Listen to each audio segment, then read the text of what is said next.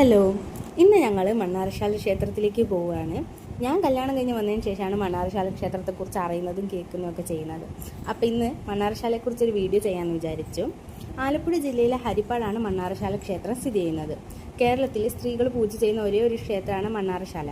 അങ്ങനെ സ്ത്രീകൾ പൂജ ചെയ്യണമെന്നുണ്ടെങ്കിൽ ഒരു പ്രത്യേകത ഉണ്ടല്ലോ, അതെന്താണെന്ന് ഞാൻ പറയട്ടെ. ഒരുപാട് ഐതിഹ്യങ്ങളും കഥകളൊക്കെ ഉണ്ടെങ്കിലും, മഹാഭാരതത്തെ ബന്ധപ്പെട്ട ഒരുപാട് കഥകളൊക്കെ ഉണ്ടെങ്കിലും എനിക്കറിയാവുന്ന ഞാനൊന്ന് ചുരുക്കി പറയാം. പണ്ട് കുട്ടികളില്ലാതിരുന്ന വസുദേവനും ശ്രീദേവിയും നാഗരാജാവിനെ ആരാധിക്കുമായിരുന്നു.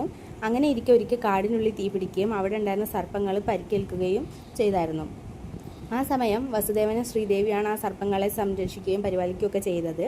അപ്പോൾ ഇത് കാരണം സന്തോഷവാനായ നാഗരാജാവ് അവരുടെ മുന്നിൽ പ്രത്യക്ഷപ്പെടുകയും അവർക്ക് ഒരു അനുഗ്രഹമായിട്ട് ഒരു മനുഷ്യ കുഞ്ഞിനെയും ഒരു സർപ്പ കുഞ്ഞിനെയും നൽകുകയും ചെയ്തു. ആ രണ്ട് കുഞ്ഞുങ്ങൾ ഒരുമിച്ച് വളരുകയും പിന്നെ നാഗരാജാവ് ഐശ്വര്യവും സമൃദ്ധിയും നൽകി അവിടെ നിലവറയിൽ തന്നെ കുടികൊള്ളുകയും ചെയ്തു എന്നതാണ് ഇതിൻ്റെ ഒരു ഐതിഹ്യമായിട്ട് പറയപ്പെടുന്നത്. എത്ര പ്രാവശ്യം വന്നാലും എനിക്ക് വീണ്ടും വീണ്ടും വരാനും എപ്പോഴും ഒരു പോസിറ്റീവ് എനർജിയും കിട്ടുകയും ചെയ്യും. അങ്ങനെ പ്രാർത്ഥിച്ചു കഴിഞ്ഞാൽ നേരെ അവിടുത്തെ കടയിൽ ചെന്ന് സച്ചിനൊരു പാവയും ഒരു ബാൻഡും പിന്നെ ഞാൻ കുറച്ച് കുപ്പികളൊക്കെ വാങ്ങിച്ച് നേരെ കഴിക്കാനാണ് പോയത്. ആര്യാസി ചെന്ന് മസാലദോശയും കഴിച്ച് തിരിച്ച് വീട്ടിലേക്ക് വരുന്ന വഴിക്ക് വണ്ടിയിലിരുന്ന് തന്നെ സച്ചിൻ നന്നായിട്ട് ഉറങ്ങി.